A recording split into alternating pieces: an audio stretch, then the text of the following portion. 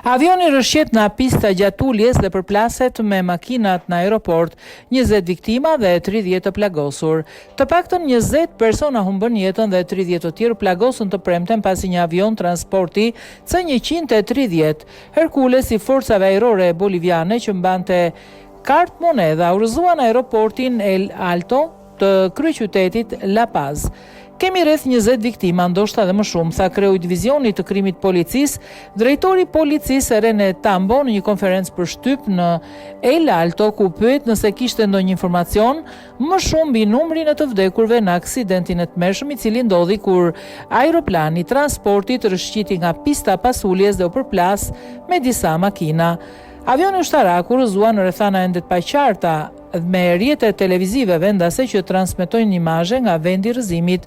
Pamjet tregojnë avionin duke pësuar dëme të mëdha dhe në pjesën më të madhe të trupit të avionit që duket i shkatëruar.